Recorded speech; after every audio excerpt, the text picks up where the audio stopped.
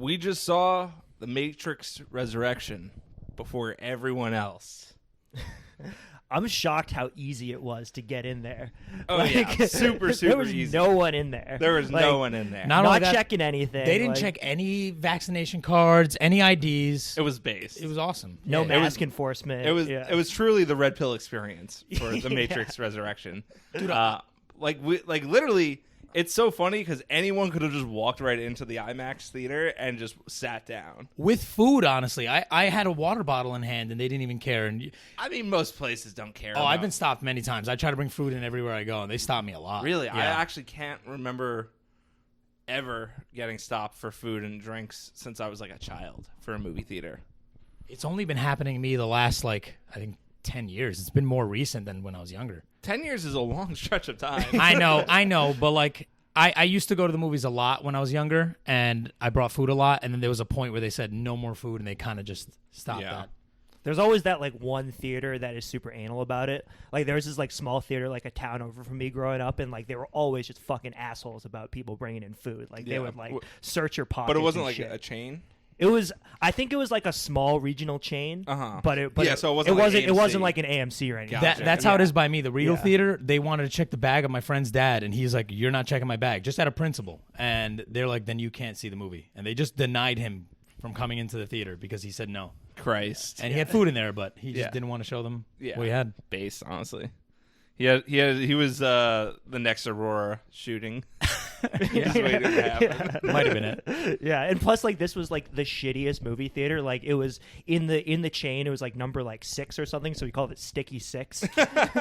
There was this infamous time at my friend's birthday party. They had a private screening of Batman Begins, and the projector just crashes in the middle of it. Christ. That's a real experience, though. Yeah. Apparently, it started the roof collapsed during Return of the King. Christ. So the Ghost King turns to Aragorn and it starts raining in the theater. Yeah. It's not a real theater unless the screen is like a piss yellow, glazed. That's the real experience. That's right Sticky there. 6 right there. My old theater was like that before it got That's shut the down. AMC by us almost. Yeah. I haven't gone there since the Rise of Skywalker, and that was the last time. Or what? No, Birds of Prey. Birds of Prey was the last time I was there, and that movie fucking sucked. Yeah, I was gonna say Rise bad combo right there. Yeah, Rise of Skywalker wasn't either great of those. either. Yeah, but it was the last time I ever went to that AMC because it's just so bad, and I'm like, I'd rather just go downtown than the convenience of the one that I can walk to. Yeah, you've told me enough horror stories about that place that I don't want to bring bed bugs to the apartment back that. I don't think I've never heard bed bug stories about 86th Street AMC. It's always the AMC on 34th and the AMC on 42nd, which I haven't gone to in forever either. I've heard about bed bugs in 86 when I used to work by here. Really? I remember there were tenants in my building. They were saying oh, don't go to the theater around here. I've heard about bed bugs. It was maybe 8 years ago, though. It was a long time ago, but it was this area, and it was 2 different accounts, really? Different times. So I never heard of that, but that doesn't surprise me because that theater sucks. Yeah, I agree. So, but yeah, The Matrix Resurrections, we saw it today. We're I think there was a screening last night in LA, apparently. But other than that, we're pretty much the first people to see it. Yeah. And we're under no embargo because we're not critics. It's funny. They didn't make us sign anything. Yeah, they just said to turn off your phone and that's it. Yeah, because it was a guild screening. Hey, we're technically members of the Writers Guild of America. We have pictures of the IDs to prove it. I checked the box on the website. Yeah. I checked the box on the website. That's all I needed. And Yeah. that was the credentials right there. So we're under no review embargo. So let's fucking go. Let's go. So, of course, in prep, me and Grift and my girlfriend Sam last night finished rewatching everything. So it was over the course of the last 2 days. We watched the whole trilogy. We watched the Animatrix. I had recently rewatched everything back in January because I fucking watch these all the time. For Sam, it was her first time seeing anything but the original. And then when was the last time you'd seen everything? I hadn't seen. I've seen the original probably a couple of years ago. I've seen that movie so many times, but I hadn't seen the sequel since high school. So it had been a good 10 years. And how did they hold up for you? They were way better than I remembered. I think it's probably like an appreciation, like a grown appreciation for like the artistry of like filming an action scene. Yeah. But like the fucking highway chase scene, insane. Like those things definitely stuck out in my mind when I saw them originally. But like now, like, dude, they just hit harder than ever, especially considering like how shitty movies have gotten in the past couple of years.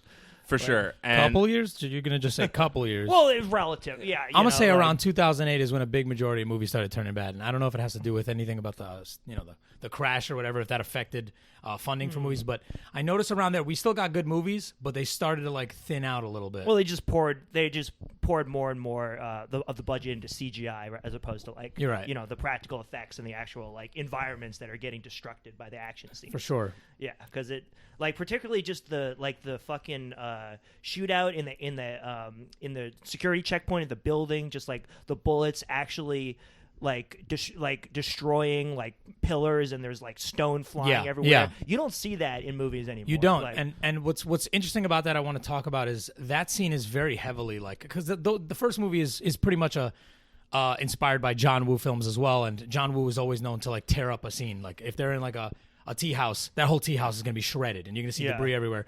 And that's what's in that movie. And I noticed it's nothing like that in this movie, really. None of those scenes that felt John Woo-esque that the first few movies had. I don't want to get into spoilers. We're a little divided. We're gonna get evaluations of this. We'll get to that. I want to preface talking about the originals a little bit, because they of course they deserve to be discussed because the sequels aren't appreciated enough. And as you were saying, John Woo influence, the first thing that comes to mind for me is, and I could be butchering the pronunciation of this, is wuxia films, which is a Chinese genre of action films. A prime example is A Touch of Zen, and that is a lot of those action movies where how they're like kind of like flying almost through air, and stuff like that, and like a lot of like they're like on wires and stuff like that. And you specifically can see that, especially like in Reloaded, in the fight in the when Neo is fighting all those Smiths. That's a good example of how you can see it. And then you just compare it to films of the wuxia genre, or again, I'll just keep saying A Touch of Zen, because that's a very well known one from 1973. And you compare the action, it's like the influence is very clear. Oh yeah. I'm not saying that John Woo's the only influence. Oh yeah, no, for sure. Like they're big anime fans as well. Yeah, they love anime, so you see a lot of that in their first three films. There's a lot of anime influence, just Hong Kong cinema in general. Akira. There's Akira, Ghost in the Shell, John Woo, wuxia films. All that is major influences. And like those like flying shots are some of the most iconic from the original trilogy. Like fucking like literally the first scene where Trinity jumps up in slow motion and then strikes that pose. Oh yeah, fucking Morpheus jumping from tractor trailer to tractor trailer in that, where he like crouches up in midair. It's like iconic shots and moments from the originals are like that fucking style. Yeah. And I mean, those are like what makes the Matrix in many ways. So my take on it now with the sequels is I watched them for the sequels for the first time in 2016.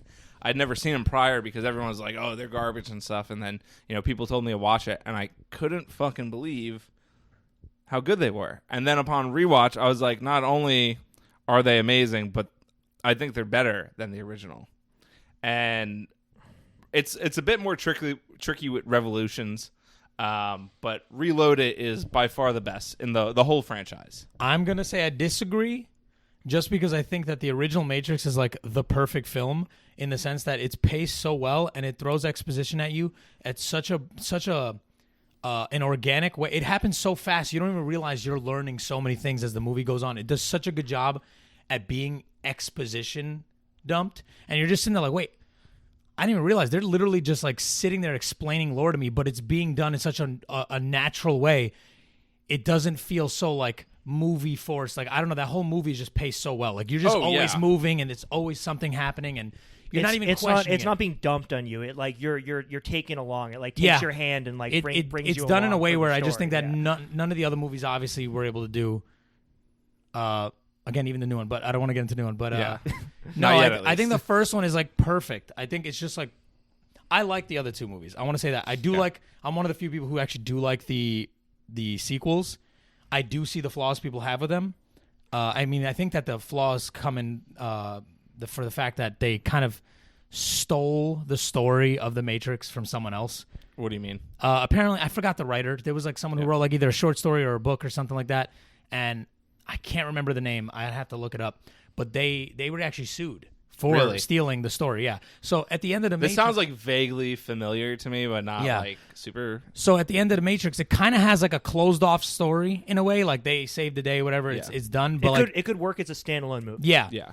And I think that they had to come up with a new story, and because they did that, they added a little bit more of their own philosophy onto it. So tonally, it feels a little different from the first two, just slightly. There's a Gotcha. little more. So did they never intend to make the sequels? Because like No.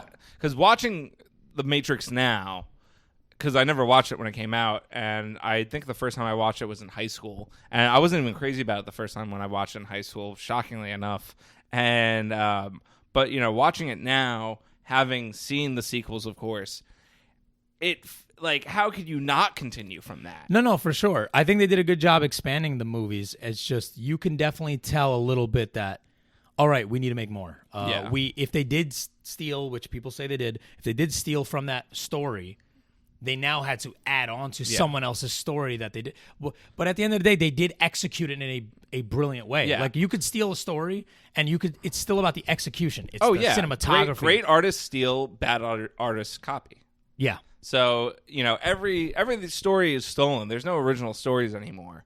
So, it's not like they stole it from a movie. They stole it from, like, a written story. So, you could steal The Matrix, but, like, part of what makes The Matrix so iconic is the aesthetic of it, the action of it, the characters, like, all of that. Like, you can't just steal someone's story and then get that. And it's been stolen time. Like, the Matrix sort of aesthetic, it influenced so much. Like, so it's been stolen, quote-unquote stolen, like, time and time again since it came out, because it was so iconic and so groundbreaking. Yeah, and of course, like, whoever they got inspiration from or quote-unquote stole, the idea, of course they're going to want to sue. I mean, look how successful The Matrix is, but like... That, like, happens with so many successful, like, media projects, too. Like, someone comes out of the woodwork and being like, you stole my shit, like, I'm mounting a legal defense because I'm... Yeah. Or, like a legal... I'm pretty sure the prosecution. Wachowskis actually won that lawsuit, too, funny enough. Yeah, so... honestly, you could steal like a script that I've written that I haven't made and make it into a film, and it's never going to be close to whatever I have in mind, because that's just like, that's just how cinema works. For that's sure. how filmmaking is. Yeah, at the end of the day, also like the fight choreography and the music, none of that was in that written piece. Exactly. All that stuff that comes together to make a good movie. And that's a lot of what I love about The Matrix. And a lot of people, I feel like I don't give it as much credit as I should with the writing. I mean, I do, of course, but the main thing I always talk about with The Matrix is the aesthetic and the action, because those are the things that I love the most, despite how heavy I am into conspiracies, despite, my love of stuff like Deus Ex and Under the Silver Lake and whatnot. So it is kind of ironic that I don't mention that as much as I do the aesthetics and the action. And that's why Reloaded is my favorite, because it has some of the just throughout is just all banger action and aesthetic for sure. and shit like that. And like, it really fucking ramps up that green even more, like that heavy, like neon darker green compared to like the lighter green feel of the original. I think that actually, funny enough, the original wasn't originally tinted green. They actually have an illusion where everyone has a tinted green, like anything that's white has been slightly tinted green, so that it gives the illusion of it, because they didn't have the effects to be able to do that. But so that's what I'm saying. No, I agree. Yeah. They pushed it further, and it looks better in the sequels. So and they were given like an exponentially larger budget. Oh, for sure. Yeah, after the success of the they original. created that highway. Yeah. They created that highway, a whole massive set to create that highway, which is now undoubtedly the greatest fucking highway action scene of all time. The only thing that comes close is the one in Bad Boys 2, off the top of my head. that's a good one too. Yeah, I mean, when we were watching it yesterday, I was like, "Oh, this is fucking Michael Bay." Yeah, like, this is like Michael Bay done almost even. Like they like outbayed Bay. Yeah, with that pretty scene. much. Yeah, Which is funny because you're like, oh, they must have taken influence from Bay, and I'm pretty sure Bad Boys 2 and both Matrix sequels were released in 2003, so they couldn't even have been influenced by Bad Boys 2. So it's just kind of Yeah, funny. another underrated Bay movie that I think came out. I think it came out after the Matrix sequels, but the highway chase scene in the island, is another fucking classic. Matt, former co-host of the podcast. I feel bad calling him former, but I can't even remember the last time he was on an episode. Ex-host. he got busy with life, and we rebranded the podcast. Yeah. But we did an episode on the island, which is only on Patreon now. Patreon.com/MKUltraMoney. You can get old episodes of bad film casts like that aren't for free anymore, like the island episode. You can get bonus episodes. You can get early release episodes. You can get discount on merch. Grift.shop. There's the Matrix collection now, guys. We have the red pill, the white pill, the blue pill. We have all 3 variants. It's fucking sick. I came up with the idea, and Grift brought it to life, and it's awesome. It's like it's real streetwear. Honestly, it's not meme merch. It's streetwear. No, yeah, it's fashion. The fucking the streetwear brands are not pulling their weight right now. Like they fucking suck ass. And we fucking went off on this collection, and I'm so proud of it. It's easily like some of the best work I've done. It is the best work you've done, by far. And I'm not here to just suck at our own dicks, but it's true. Maybe a little bit. Just a little bit. But yeah, no. We have the Matrix collection in the shop. Red pill, blue pill, white pill. We're all gonna make it. Lightning. It's fucking sick. But yeah, discount on merch and all that. Patreon.com/MKUltraMoney, Grift.shop. And ad read over. What was I saying now? We were talking the island. Oh, yeah, the highway island. chase scenes. The island, yeah. So I think the island's a solid film. It's definitely one of the weaker Bay films. But yeah, Matt thinks the island's very underrated. And that I think that's actually his favorite Michael Bay film. I mean, dude, it's a big underrated one for me too. Like I remember being blown away by that highway chase scene as a kid. Just like when they were like rolling those like things off the back of the truck and they were smashing the cars. Yeah, like, that was so fucking sick. Like I'm gonna tell you, I forgot that Michael Bay directed that, and I forgot about that movie. Like I liked it. Yeah. No, I actually liked it, but you reminded me that movie existed. Yeah. I did like it though. Yeah. So you have that scene, which is like the key like standout kind of scene, I think, for people in Reloaded, at that and the Neo versus all the Smiths. Those are the 2 scenes everyone's always talks about, and I think a lot of people have come around on Reloaded now, but I think people still need to come around on Revolutions. Mm-hmm. And look, of the original 3, I kind of go. I mean, Reloaded's has been my favorite now for a while, so it's like kind of like Reloaded stayed at that position, and I've like kind of flip-flop with the original Matrix and with Revolutions and now with Resurrected as well, where I kind of like I put them all on the same level almost, all for different reasons, whereas like the original Matrix is it's a perfect cohesive narrative, stands on its own but still has you wanting more. It's super iconic and influential. Revolutions is super maximalist, even more so. It's a roller coaster ride. Yeah, opens with a banger. A lot of people feel indifferent towards, fighting all the machines in Zion and whatnot. I think it's cool. It's the climax. It had to happen. It was teased at the end of like Reloaded. We were promised this climactic battle like for the fate of Zion against the machine hordes, and we got it. And it was fucking spectacular. Yeah. Does it look as cool as the highway scene? No. Does it look as cool as the Smith scene? No. Are the Wachowskis better at directing, like action, like that's like fist fighting and kung fu? More grounded, you'd say? Grounded and, shooting and stuff? Yes. But does that discredit how cool the fucking mech scenes are? Absolutely the fuck not. They rule. And it's like peak CGI action, even to this day. It holds up. And particularly like I know they got a way bigger budget for the sequels, but the CGI on the few Sentinels that were in the original, it looks a little dated now. But it still looks good. It still looks good, but like by the time you got those fucking Sentinel swarms in like Revolutions, holy shit. It's amazing. Like, it's nuts. So I don't know how people can hate on that. Like, I used to be years ago, like back in like college and stuff like that, I used to be very anti-CGI and stuff, where now I've changed. I've done like a complete 180 over the years, and if the CGI looks good, then I fucking love it. You gotta use it right. You know? Yeah, like, and that still holds up as some of the best fucking CGI action in film. I just want to say, I think that the reason people don't like the sequels as much is not more that the action isn't as good or something. It's the story. It's the writing. I don't know what the exact problem is. I don't remember, but I didn't have a problem with it. I guess it gets a little... Here's the thing.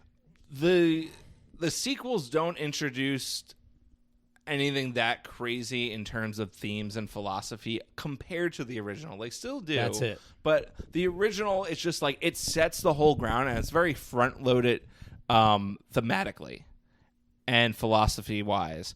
And then the sequels, they focus more on the action and then like the actual plot, the baseline plot, which is fine. But I think there's a lot of cool stuff with like the architect. I think the lore in the sequels are really good. Like I like the lore. The lore is better. The themes and the philosophy is better in the first, but the lore is better in the second and the third for sure. Yeah, no, I mean, in one thing that really struck me on the rewatch of Reloaded is how they really like delved into the backstory and the world building, but also they really deepened the themes around like choice and free will and stuff. And like it was like they took what was pretty simple, like on the face, like thematically from the original, and they really went deep into it. And you could tell that they were like really like pouring their own philosophy and their own like way of looking at the world into it. And it felt like very personal and very like it, and it just like it didn't like expand the thematic like breadth as much as like deepened it, if that makes sense. I also love that it's a trans allegory, and that's really Dude, I've never looked into any of that. I don't want to look into it. I don't give a shit about it. I think that's just what the Wachowskis specifically said now. Yeah. But like I watched the Matrix films countless times, and it's just like there's like nothing I ever just watch and I'm like, oh, I can kind of see that. Like I don't ever see any of it. Another thing which I've not looked into, but I know people say, they're like, actually Agent Smith is the one. I don't see that at all either. I've never looked into that theory. I don't care about that theory. It sounds dumb. Damn, are we playing the new Halo? Because that's a reach. Right, though? It's like, it's such a stupid thing that I'm like, there can be conspiracies or just straight up theories of stuff that I don't necessarily think I would believe, but are interesting enough where I'm like, okay, let me watch that. Let me read upon that and, see another perspective. I just hear, trans allegory out the window. No. I hear Agent Smith is the one out the window. No. I don't care. I really just don't care. There's nothing appealing to it on a surface level. Which is kind of like how I feel about conspiracies in general, where it's like, I believe any conspiracy that I think is interesting. Anything that seems logical and interesting is something I believe. I mean, it's their coping mechanisms for us as like powerless individuals to fucking process the insane world we live in. Oh yeah, like it's and just I mean I just love like. Like we talk about the influence of these films and how iconic they are. They're influential beyond just influencing other movies. Like the entire concept of the red pill meme, it would not exist without the original Matrix. Yeah, and like people who are worried about this new one inserting like woke politics. There is nothing woke in this new one. Do not worry. Do not worry. And it even pokes fun at the idea that there would be woke stuff in it. Yeah. What were the jokes? Because I can't remember that. I remember you mentioned that when we were leaving. We'll get to it. Hold on. Just mention this real quick because I know this is one people are going to care about. Yeah. There was like the painting the world with rainbows line at the end. Yeah. There was that little nod to it. There was a when they were talking about how the video game would be interpreted, there was like, oh, it's a trans allegory. Oh, it's crypto fascist. Oh, yeah. No, it was poking fun at the different ways like these memes have evolved and permutated, and people have projected themselves onto them. Yeah. And I think that ties back to we haven't even gotten into talking about the new one yet, but I think it like it.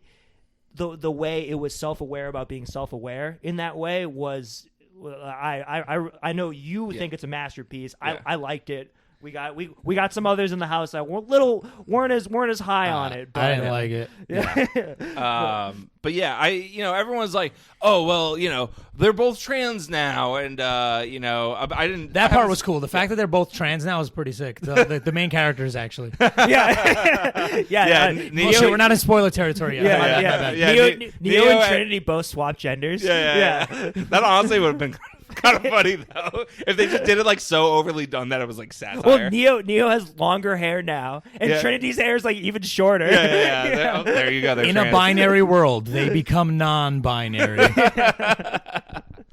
But yeah, rest assured, there is zero wokeness in this new movie at all. There is one line, if you want to nitpick as deep as possible, there's one line you could say it was like roll your eyes at, and that's Trinity says something about she's like women are forced into this position of starting a family when they have dreams and whatnot, and that is the one line in the whole movie, the whole fucking movie. It's like, all right, if you have to nitpick the fuck out of it, which it's fine for her character, it makes sense for her character. But if you need to nitpick the entire movie, that is the only thing you can. That nitpick line out. didn't bother me, but I was like, I wonder if James and Grift are actually like upset of that. I was peeking. Dude. Not upset, but like kind of went, why? Why do you have to do that? Like I was like, I wonder if they care about this line. Dude, I don't even give a shit about it would suck if it was like fucking totally woke, but I'm not some fucking like conservative like culture warrior here. Yeah. I don't really give a shit. Yeah. Like I was looking of nitpicky not for myself, but because I wanted to counter argument everyone else. Yeah. Because I knew going into this would not be a fucking woke ass movie. I don't care if they're fucking trans now and whatnot. I don't care. I haven't seen Seid. I know you said that was kind of like woke. Yeah, there's some woke stuff in there. But my thing is like, what is your reason for knowing? Because I can't understand it. Because he was telling me before we were recording that he's like, oh, of course it wasn't gonna be woke. It's the Matrix, as if it like absolves it. Because there's a lot of directors who return. I mentioned George Miller for the Mad Max movies. He returned and kind of slightly wokeified. He hired the vagina monologues the vagina monologues writer to like, I guess, feminist proof it or feminist approve it. So I was like, what stops this creator who became a little more woke from coming in and doing that with their own franchise? Well, here's also a thing. There were rumors like during like the original Matrix movies, I think even from the first one, I could be wrong about that, but at least during the second and third, that Lana, I think is the one that directed this, was Larry originally. So they were saying Larry had rumors of like transitioning and stuff, and everyone was denying the rumors and whatnot, and clearly, obviously, it was true. But like, there was no real woke shit in it then, and obviously woke culture has become a thing now compared to like the late 90s, early 2000s. But like I feel like there still would have been some sort of signs then, and even like in their other again, Sense8, you saw it in there, you said, but there's nothing in Speed Racer, there's nothing in Jupiter Ascending. I haven't seen Cloud Atlas since it came out, so I really can't speak on that. To be fair though, those movies are I feel like the like woke stuff in media is like, I hate using the word woke in general because it's been so overused. It's such a catch-all. It almost means nothing. It's just it's the word I got to use, so I'm not trying to use. It's the only word I got. Yeah. But I feel like the woke stuff in media has kind of like picked up some steam in the last, I want to say, 4 years. Well, it's gotten so overt, and it just hit you over the head with it. No subtlety whatsoever. Because if you're looking to read a trans allegory or whatever into the original Matrix, you could do that because it's a piece of art which invokes multiple interpretations and it invites you to put your own spin on it, because that's what great works of art do. But to be fair, that isn't the people who say that it's a trans allegory. That's the directors themselves. They came out and said now, and it seems like what is the word? Like a rewriting of history. Like we've always planned it to be a trans allegory. Like I'm sure they were having inklings of those feelings back then and it influenced it. But it's also clearly they were, because they there were the rumors of them being trans back then, or at least with Lana. But I mean, it's the art and the artist and the fact that it has spawned the fucking red pill culture Yeah. online that it has. Like it's a true work of art in that it has inspired so many people across whatever sort of political spectrum or the culture, like socio-cultural spectrum you're talking about. Like that's the mark of like an iconic work of art. So I don't think you can, even if they're trying to pull a J.K. Rowling. Yeah. Yeah. Oh my, yeah. That's what it came off like that a little bit to me. Just that's what it felt like. Oh, this is what's cool now. Yeah, we were doing the same thing back then. We're visionaries. Well, she's a whole other thing because her views on stuff is completely separate from the works, which have some pretty funny racial stereotypes in them. Oh, honestly, the bankers.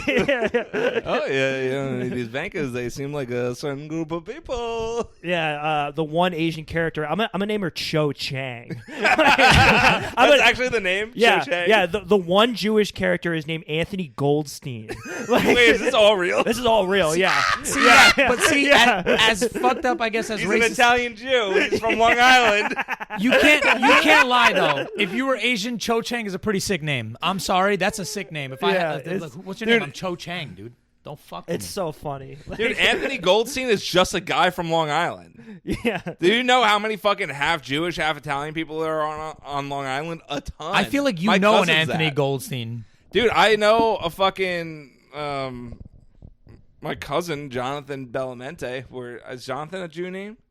I have no idea. Doesn't sound like one to me. I don't think first names are as Yeah, but he has the Italian last name, and I feel like Jonathan could. I don't know. That could be some old. Nah, it doesn't come off Jewish to me at all. I think the last name kind of cancels I it don't know. out. I'm trying to reach. But yeah. So anyway, Matrix, Trilogy, perfect movies. Yeah, I mean, what I wanted to get to is so going back to Revolutions, because that's what I was in the middle of. I was going on the rant about how I kind of feel Reloaded's the top, and then the other three are all kind of like on equal standing, and then we got sidetracked, of course. The thing that puts Revolutions over the edge for me is that final fight scene between Neo and Smith. It literally feels Dragon Ball Z. Like Dragon Ball Z. Yeah. Everyone says that. Yeah. Because it's true. I've said it before I saw it. Like, that was the first thing that came to mind the first time I saw it. I hadn't read other Letterboxd reviews, and then I think I wrote on my I either said it was like anime or Dragon Ball Z. I think I said Dragon Ball Z specifically. And that's what it felt like to me. I'm like, holy shit, this is so fucking cool. Dude, I agree. It's sick. I was 13 years old when that came out, and when I saw that in theaters, Dragon Ball Z was my favorite show of all time, growing up, just the best show. Oh, so it's still my favorite. No, for sure. Yeah. You don't get it, because that was still fresh. It was still I think Toonami was still airing them at that time in 2003 or whatever. Yeah. And when that popped up on the big screen, I was like, holy crap, we can get a Dragon Ball Z movie. When I saw that, I was like, it's possible. Yeah. And we never got one. That was good, but what are you talking about? We never got one in general. Be careful what you wish for. Yeah, we just never got a Dragon Ball movie in general. But yeah, that fight scene was sick. But there are a lot of people turned off by that fight scene because that's where it kind of people are fine with the crazy stuff in the Matrix, but then it gets too far into out of reality and just goofiness. That's the whole point of it all. Is you have the Matrix is not reality, and it's just it gets crazier as it goes along because you start off, you're in this diluted reality that doesn't exist, and then by the end you're reaching the climax, and it should get that crazy. That's what it's supposed to be. It should up the ante. You should have fucking Smiths lined up all the way down, lightning, thunder. They're flying around in the rain. It's so sick for sure. Since the Matrix is a computer program, I think that it's allowed to get as crazy as if they introduce flying and bullet stopping, you can do anything. Yeah, and they introduced bullet time in the original movie. So how is that there's flying at the end too? That was, yeah. Oh, he does fly at the end. He flies at the very end. They're flying, fighting. Yeah. So it's there's no reason that the finale of this trilogy shouldn't be fucking anime, essentially. And I was watching that scene, and I was thinking this is a fucking superhero climax at like boss fight scene. Yeah. But it's done even so much better than any of the shit that has just come in the past like 13 years because of fucking Marvel. What I love about the Matrix trilogy is, and this is clearly intentional, is that a lot of it feels like video game fights. Like the Smith, like, okay, so one thing I really like about this, two examples in video games, like Devil May Cry 3, you're fighting Virgil throughout the whole game. Yeah. And the fights get different. In God Hand, I don't remember his fucking name, but you fight someone that's like pretty much the equal of, I think Jean is the name of the main character. I don't in God remember. Hand. It's been a while. Yeah, it's been a while for me too. So you fight someone that's like the same as you, and he has like the same tool sets as you and whatnot. And it's like it's similar to that with. It's not exactly the same as like Neo. Neo and Smith aren't identical, but they're similar enough. So you have it like throughout this series. It's like, you know, you're facing the same reoccurring antagonist, and each time the fight's different, and that's like in a video game. And the way it's just shot, everything feels like this is a video game boss fight. It's funny that you say that, and without spoiling the Path of Neo game, because I know you want to play it. Yeah. They're supposedly, the Wachowskis say that the ending in that was the fight scene they originally planned for the movie, but they didn't have a budget for. Interesting. And it's crazier. Interesting. They go even wild into like fantasy, and it's a video game itself. So like it is that they probably saw it fitting and I'm for a very game. excited to play those games. I haven't gotten around to it, so I want to emulate. So without them. spoiling it, yeah, it gets crazy. So. And I mean, I love how we're talking about the video game angle, because the new one, if we want to maybe start getting into those waters a bit, it plays with that concept as well. Oh yeah, very much so. But yeah, that could be the best action scene in cinema. Like, I would have to really think about it. I'd have to ponder my orb on that shit and figure it out. But like, it's very much up there. You know, it's up there with, you know, Michael Bay and Michael Mann's best stuff. You know, the Wachowskis are, you know, the goats. Like they really like that's what, like, if it wasn't for that scene, then Revolutions would for sure still be a masterpiece, but it would be the weakest for sure. And I get people that rank Revolutions the lowest on the tier list, but it's still, even without that scene, it's an amazing movie. But that scene right there, I'm like, holy shit.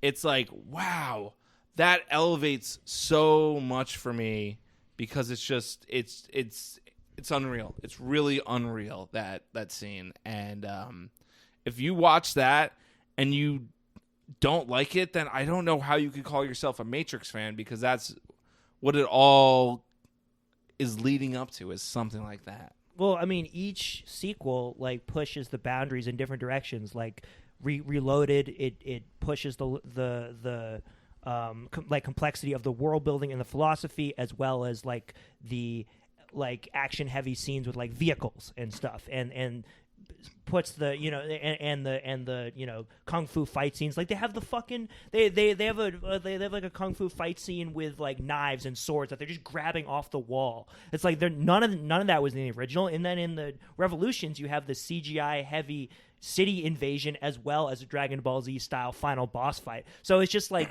in an age of like nostalgic sequels and reboots and retreads and just doing the same thing over and over again, like to see like a trilogy where they clearly tried to up the ante each round by trying different things, getting outside of their comfort zone, pushing the boundaries. Like it's you don't see many franchises doing that. Oh, like, not at all. Yeah. And that's what makes not only the Matrix trilogy so iconic, but in my opinion, I guess it's not a trilogy anymore, but I mean, you can still call it a trilogy, because, you know, you have the three Star Wars trilogies and whatnot. There might be a new trilogy now, which I think this one kicks it off pretty well. Yeah. But yeah, this is the Matrix trilogy is the greatest trilogy of all time in filmmaking. It is, in my opinion, the greatest film franchise of all time. The only things that are up there for me are Bad Boys, which I love to death, and Bad Boys 2 is like my favorite action movie ever. Unless you want to count Miami Vice, but I consider that more of a melodrama, but semantics. And I wouldn't put it's hard for me with Star Wars, because Star Wars for just talking the movies, I only love the prequels. So if we're talking just trilogies, then the prequel trilogy is like, it would probably be like, I don't know, Matrix, Bad Boys, and then prequels for trilogies. I mean, we grew up with the prequels, so they'll always hold that special place in our heart. But it's interesting. Like I have younger brothers who are like Zoomers, and they prefer the prequels to the sequels. Oh yeah, because the prequels have aged, even though the CGI looks kind of dog shit now. The story and the themes and the narrative, it is aged so well. I wouldn't even say the CGI necessarily aged like dog shit, because I like some of the green screen stuff and the way that Lucas does landscapes and whatnot. Mm-hmm. And I think there's a lot of beauty in those films. You know, of course, there's definitely wonky CGI and whatnot. And, I was mainly referring to like some of like the ships and the stuff, but like you're saying, the lands, like obviously like beautiful planets and other worlds, which is like very Star Wars. I do see a very big overlap of people that appreciate the Matrix trilogy as a whole with people that appreciate the prequel trilogy, and also people that appreciate the Bad Boys movies as well. It's a little tougher to call the Bad Boys movie a complete trilogy, considering Bay didn't direct the third one. I haven't seen the third one. I actually only saw it once, and I saw it in theaters when it came out, and I loved it, and I've been dying to rewatch it. I thought it was okay. I liked it. It just you are losing like Bay's touch. Yeah. They try to mimic it, but I think feel it's like it's better still... than one, but you're never gonna top two. Yeah, I agree. Unless I mean, I agree with the never gonna top two. I still like one more than the third one, but no, that's fine. That's a fair take. But like two is like two's the best. If anyone that thinks anyone thinks Bad Boys 1 or 3 is better than 2, they're just straight up wrong. They're just out of their fucking mind. And even if Bay returned, I can't imagine him ever topping 2.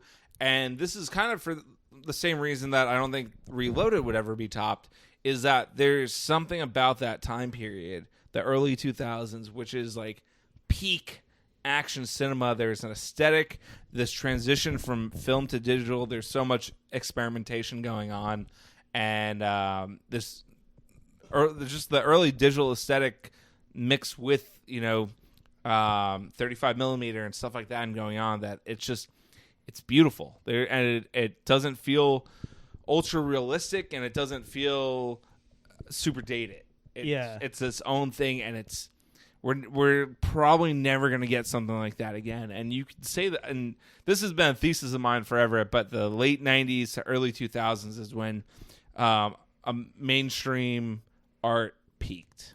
I mean, if we're talking like action cinema, I'm gonna get a little like political, like pseudo psychological here, like this was post, like particularly like post 9/11, like there was a lot of fucking like jingoistic patriotism in the culture, but there was a lot of ways that like people wanted to see the anger and violence that they sought like in the wake of 9/11, like channeled on screen. And I think there was a lot of movies that there was a lot of shit about like, oh, let's go fuck up the Middle East, let's go, America, rah rah, like wave the flag and shit. But like there was like you were saying, like some of the greatest action and violence on screen of all time was from that era. And like I don't think that's a coincidence. Oh no, not at all. And like I said, you have Bad Boys 2, you have the Matrix sequels, you have Southland Tales, which we're going to go see tonight on 35 millimeter, which I'm super excited for. I would love to do an episode on. Hopefully we'll release that after these, if we get around to it. The prequel trilogy, Fast and Furious 1, the Fast and the Furious. I think that was actually 2001, so that was made before 9/11 and whatnot. But it's still like this era. You have this style. It's just, I don't know. There's something about it. It's just everything just aligned perfectly in this, Y2K transition. I can't describe it with music, but for some reason with music it works too. With video games, you have the transition from 2D sprites to these early 3D polygon models, and they had to work more on the art style to make these games look good and stand out compared to now where it's just all fucking super hyper realism graphics and not as much art style. So so it just kind of worked out that we were transitioning both the tech of film to digital and 2D to 3D in video games at the same time. Yeah. That it was just a perfect storm of the culture. And the way it merged with the culture. I mean, you talk music, you had fucking like Linkin Park new metal. You had the like transition from like 90s rap to sort of like the bling era where it's very maximalist. Yeah. It's like, Yeah, like, I don't know enough about music to talk about music in an intelligent way, but there's goddamn. I mean, there's a reason I have a playlist on Spotify of 90s to early 2000s mainstream music, and like there's just something about the sound back then that before it and after it has not been the same.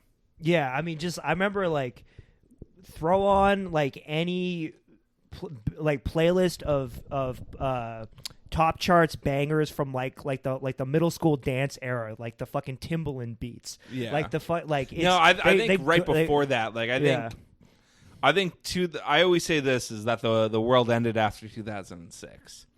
No, yeah, that's what I'm talking about. Yeah. Like that, like like the sort of like before the middle school era. I mean, you're a for little, me, yeah, I'm a couple years yeah. older. Yeah, so like this was like 2003 to 2005. Yeah, for so me, yeah. so that like those couple years make a huge difference in regards to this stuff. Yeah. Because I remember like fucking freshman year of high school, like Flow Rida being really popular and bullshit like that. And it's like, yeah. I've talked about this before back when the podcast was Bad Filmcast, but you hear and see a big difference starting in 2007. There's a bit of the transition in 2005, 2006, but it's like really at 2007 onward, you see a brown and bloom aesthetic in like both films and video games. You know, we're entering this 360 PS3 era where they're starting to get a bit more realistic and it's very gritty and stuff like that. You see it a lot in like mainstream action movies, so it's like there's less artistry to it and there's less color, there's less life, it's not as vibrant. You don't feel it as much anymore. And it's like it feels the soul is very sucked out of it, but there's still some gritty filmmaking and game making and whatnot. It's just like kind of like aesthetically. And then it's just like once you transition into like, you know, past like the first few years of the 2010s and the culture war shifts and everything starts to feel really sterile and whatnot. And then it's just like everything goes to shit. And I say that despite the fact I think the 2010s has been the best year for films in general yet. Not mainstream, but in general. And a lot of people will shit on last decade and be like, oh, it was horrible and stuff. I'm like, for mainstream, yes, but for you know, more independent artists and foreign artists and whatnot, there's so much great shit out there that if you really put the time and effort into finding films and video games and music and whatnot, you'll find just as much great stuff, if not better, compared to the generations before. Yeah, so it's sort of like how the fucking middle class has been hollowed out. Like the sort of like mid-budget film has completely disappeared. Yeah. Whereas like there's either huge blockbusters or the actually interesting like indie lower budget shit. Yeah, exactly. Where the sort of artistic like vision and energy that you're talking about comes from. Yeah, and you'll still get a couple directors like Paul Thomas Anderson, who's like the king of the mid-budget film. But, you know, there's just not a lot of that anymore. Yeah, well, he's like a mid-budget like auteur, which they're not gonna like you don't see that star like the mid-budget film that gets produced because of like the star power of the lead. Yeah. You get that's getting produced because of the power of Paul Thomas Anderson. Yeah, you know, he's one of the few names right now because like even Nolan is like he's pushing the higher budgets. Oh, he's like you know, he's not like Marvel. He's at the top of the fucking budget. But scale. like but like for like auteurs and shit, and I hate Nolan, but he's still an auteur at the end of the day. You can still be an auteur whether you're good or bad. But as far as auteurs go, like Nolan's at like the top of that fucking budget and he's getting whatever he wants. But he's still not like I don't think his films are expensive as like, you know, Avengers and shit like that, right? I could be wrong. I mean the Marvel films like the budgets have gotten so bloated because the stars are leveraging more and more money. That's which where they so should. Much, obviously. which like, they it makes should, sense. Like you know, they're making fucking billions for the Disney fucking monopoly conglomerate. Yeah, like why wouldn't they drain this conglomerate for as much money as they bag. should? Yeah.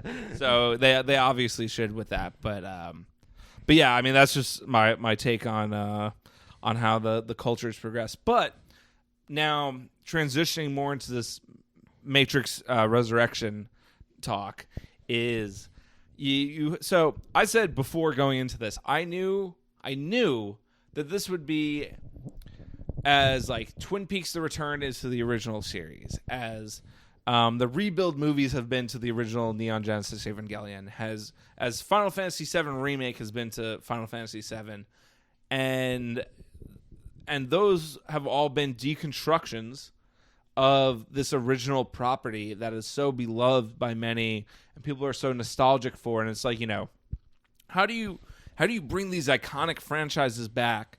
You have them feeling fresh, but you also have them doing something new and interesting. And I knew right away Resurrections was going to do that. I had faith. I had zero doubt in my mind that this would be anything short of a masterpiece. Well, one of the things that particularly struck me on the rewatch of the original trilogy was that the end of Revolutions was very open-ended. Like that's the story, the fate of the human world versus the machine world, the fate of the humans in the Matrix. It was not concluded. Yeah, it was not a lot was resolved besides for the one prophecy as sort of laid out was, I guess, sort of fulfilled. The war between the human and the machines just reached like a truce. Yeah, like there was so much about that world that wasn't resolved, and the way this new one tackled some of the questions and what what would happen after, it felt like a very, very natural extension, and it wasn't just a cash grab. It wasn't made just to make another Matrix movie. It felt like a very much a natural continuation of the story. Yeah, much like the original film. The original film works on its own. It doesn't need more, but it deserves more. The original trilogy works on its own. It doesn't need more, but it deserves more. And then you get to this new movie, and right away it has this weird feeling to it, as you can kind of tell from the trailers. So I'm going to say this, we're going to gradually get into spoiler stuff. So I'm going to give spoiler warnings before we get deep into it. So starting off, it's just going to be kind of the light talk for it. But you from the trailers and the rumors alone, it's like, oh, they're self-referencing the Matrix and whatnot. And, you see them in these offices and stuff. So it's like, you kind of think it's like, oh, so is there another world and the Matrix is kind of like a video game or something inside of it. And you don't really know, but something's going on like that. And you could kind of make assumptions on what it would probably be, and your assumption will probably be right because it's pretty obvious. I would say. Yeah, your analysis of both the trailer and the rumors, you were spot on. Yeah, I knew it right away. Yeah, you fucking nailed it. A film could be. I could go into a film, and stuff like that can be obvious, and that doesn't make it bad. That it's predictable in some sorts, because I don't know the whole narrative of how it's going to go, but you can get an idea of all right, well, logically, what would make sense for them to do with this film and have it be good. And that's what I predicted. I'm like, all right, if I was creating a sequel to the Matrix trilogy, what would be something that deconstructs this idea that we have and makes something original and poke fun of all these reboots and remakes and unnecessary sequels and all that shit, but still tie into the canon and feel great. And that's exactly what they did with this. Yeah, no, I mean, you're such a big fan of this. You're literally like the Matrix whisperer. Yeah. You called all this shit. Your instincts were so attuned to what was happening here. I'm just I'm deferring to James's insight on this shit. I'm literally, okay, whatever he says, that's I am the oracle. Yeah. I am the oracle of this franchise. You're the oracle, pondering her orb of cookie dough. You don't have to agree with me if this film is a masterpiece. I mean, if you disagree, you're wrong, but that's besides the point. But, like, of what the film was going to be, I told you what it was. And if you did not listen to me, that is your fault for not trusting me and trusting the plan. Trust the plan. Trust the plan. I wasn't here for your, I guess, prediction. I mean, I was kind of I've been right. saying it on Twitter. You say it in the group chat. Like, yeah. I've been saying we were talking about in the group chat. I've been talking about on the timeline.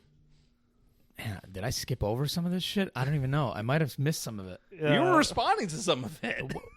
Well, I can't say anything because of spoilers. I Yeah, specifically. we'll get. Like I said, we're gonna get deeper into that. I know. And I want to give the people the warning before we get to those levels. But there were a couple things I did predict as well that I knew that they would go. I just didn't think that they would tackle it the way they did as well. Yeah. That's the most I could say for now. It makes a lot of sense why they brought back certain actors and they didn't bring back others. My original theory was that that only Neo and Trinity were going to be the only constants, and because they're like, you know, it's a story about them, it's a story about love and romance, and everything else didn't matter and would have been like rebuilt around them. So I wasn't completely spot on with that. I got that kind of wrong, mainly because I only actually just learned last night that Jada Pinkett Smith was in the movie. I didn't know beforehand. I must have missed her. You said she was in the trailer? She was in the trailer, yeah. The second trailer. So I missed her in the second trailer because she's all done up in prosthetics and whatnot. So that's why I didn't realize it was her. But so that's why I missed her, and that kind of if I saw her, if I knew that was her in the trailer, I probably would have maybe adjusted it slightly.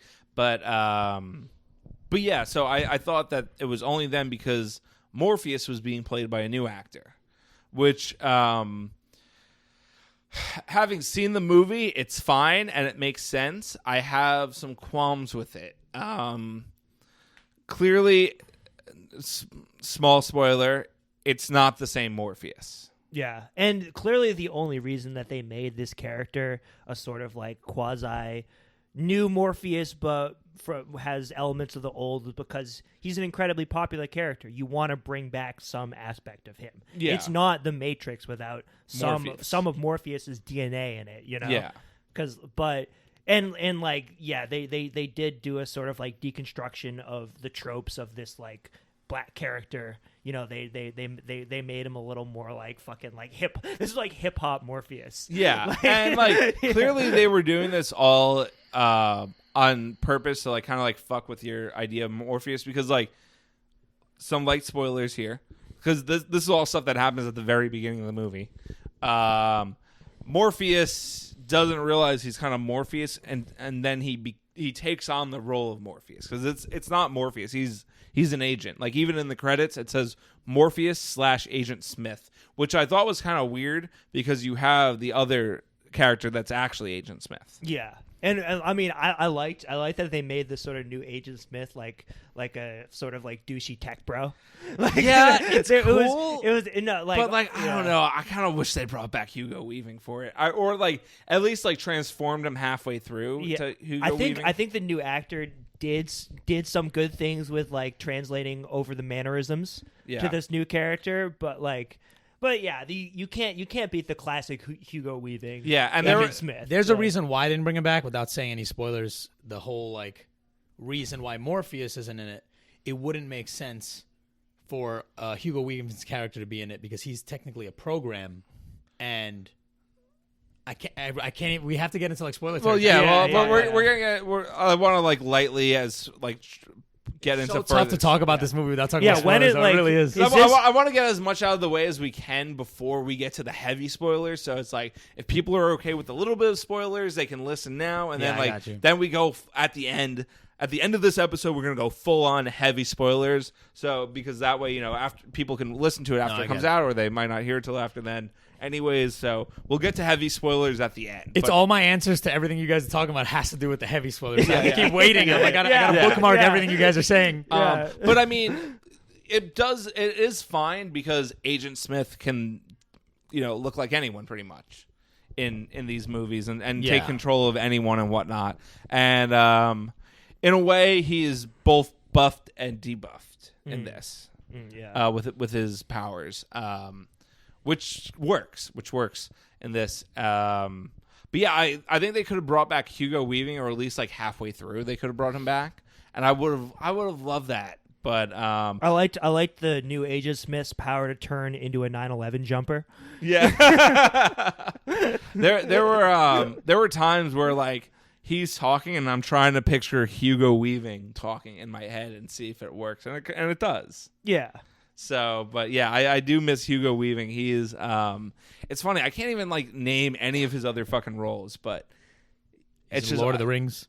Oh yeah, he was in Lord of the Rings. I'm not a big Lord of the Rings guy. V for Vendetta, he did the voice. He is in that, which yeah. the Wachowskis also co-wrote. Produced. Yeah. Oh, Oh, shit. they wrote that. I think they co-wrote. I know they. I think they did producing and co-writing. I want to say though, I couldn't picture the guy as Hugo Weaving only when they did the lines that were from the old movie and they'd like flash the face to like be like, hey, look, it's him.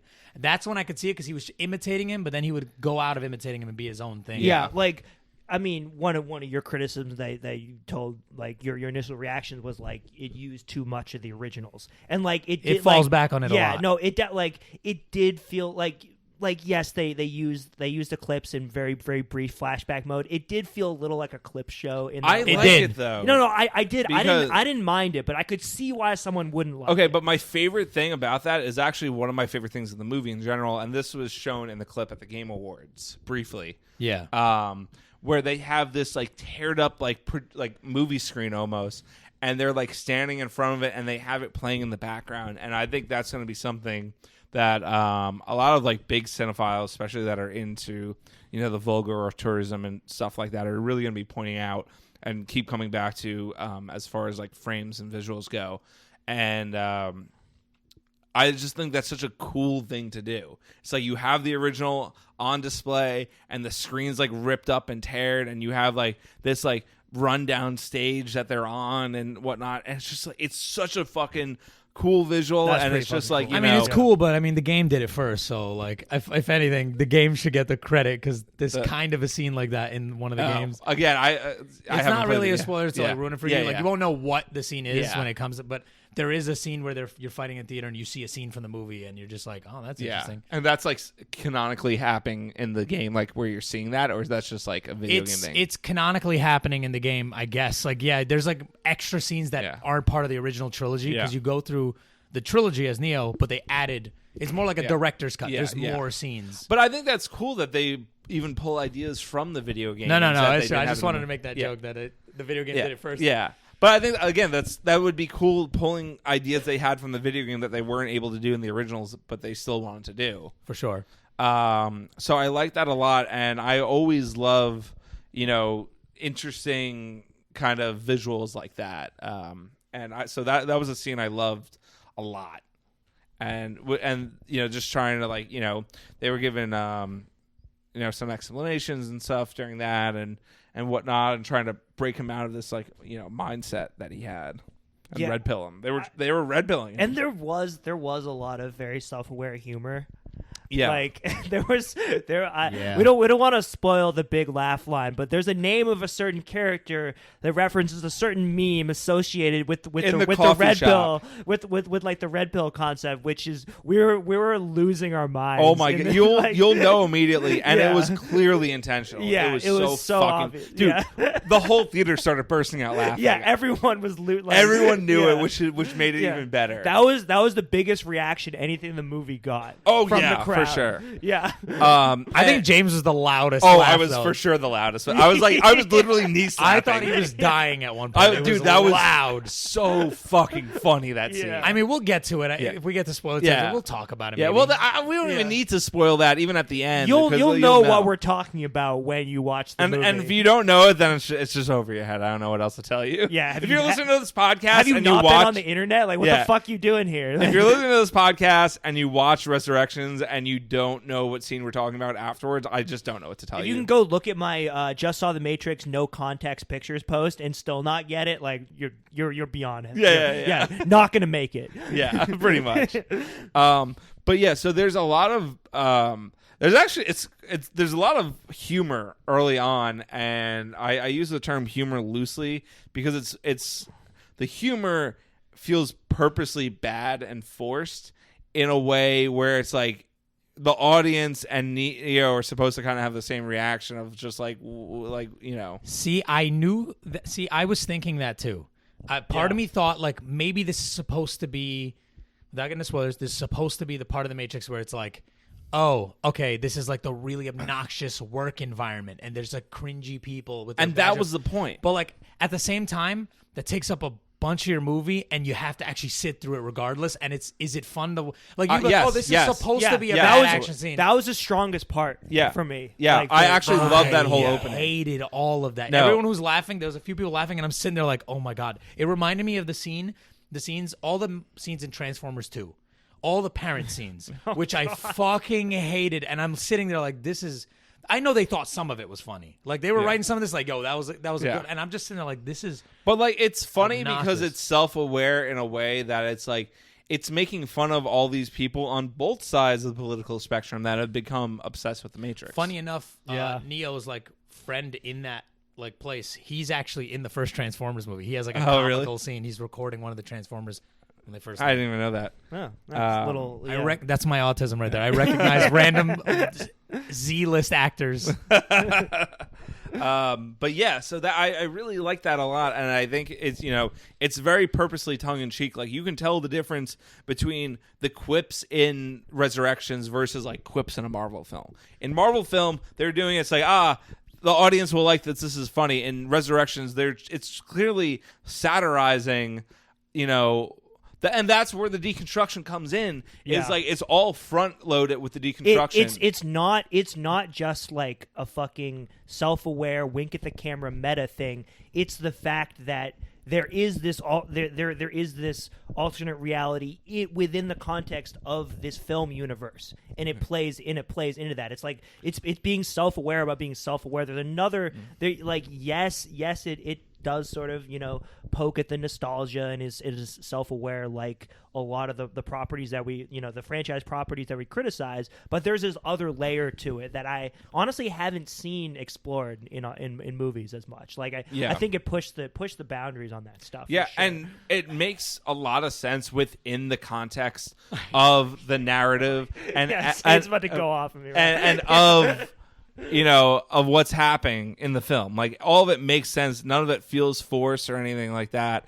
And just Neo's reaction to all of it is perfect. Like he's just so like what, or just like or all of that shit. And that's why it works compared to like if he was like going along with it, or if he was making quips or whatnot, because I don't think Neo makes any fucking quips throughout the whole beginning. There's one joke that he does. I mean, it's not him doing a joke. It's just a joke towards him. Yeah. That I knew it was coming, and I just was hoping it didn't. Which joke? It's the one where they're like, oh, Neo, can you fly? And then he like attempts, and he goes, nope. They didn't do the power effect, and I said, please don't do it. And then like you even get the wave effect on the floor, like from the first movie and the second movie when he like first flies, and then nothing happens. He jumps and it fails, and I'm just like, that felt Marvel-y to me. That did. I don't want to be. That was at the end of the movie. I'll give you that for sure, because like in the beginning it all works. At that point, I'm like, yeah, that's for sure kind of like Marvel-y. And I'm sorry to be like that negative guy the whole time. I know you guys wanted me on here for no, the negativity. We need like I'm also like a honest rocket right perspective, now. yeah. Like every time one of you guys says something, I sit there and I start building up like so much to say. Yeah. All right, go off. Yeah. I don't like tongue-in-cheek humor in most movies. I think that 21 Jump Street did a fine job with it, but it started to get overused in a lot of things. And one thing is the member berries. Like a lot of movies suffer when they reboot or bring back something, is they cash in on like nostalgia, right? Yeah. And this is very self-aware about. This movie nostalgia. is self-aware, but I feel like the self-aware is like a ticket out of having to be criticized for it. That's what a lot of self-aware they are is. having their cake and eating it too. It's like, yo, if we point out that we're doing it, now people can't get mad because we're aware that we're doing it. That's what it feels like. It's like that's our ticket out of being criticized. Yeah. And there's a lot of parts where they're like, oh man, that was a good time. Remember that time you dodged those bullets? And it's like, why are you so aware of the movie that was made? Like, it's just too. The reason I get the reason context, at the end but of the day that it worked for me was that it fit with the story. Same. Because it fit with the continuation of Neo's story. Like, yeah, he was he was resurrected by the machines. He's put back in the Matrix. This makes sense for this character, and now he's getting all these deja vu and these things that I get it, and he's still trying to break out because because he realizes something's off about this world. I get There's a lot of echoes of the past and what he's been through before, and it made sense in that context. So that's why I'm going to give it a pass here. See, the thing is, I get it, but it still is those scenes, and you have a lot of them, and there's just a lot of you get flashes of the actual scenes from the movie a lot, and it reminds me of when a TV show needs to remind the viewers, hey, don't forget what happened last season. We're gonna put some clips in to remind you. But then you also get recreations of old scenes, as well as them talking about scenes. I'm shocked they didn't do a scene where one of the characters who's a bad guy in it just says, are you saying that by the end of this I can dodge bullets? I was waiting for them to reference a line, like he was a fan of the movie in a way. I wasn't waiting for it. I'm surprised they didn't do it. But they deconstructed bullet time by making it the villain's effect was to slow it down. Yeah.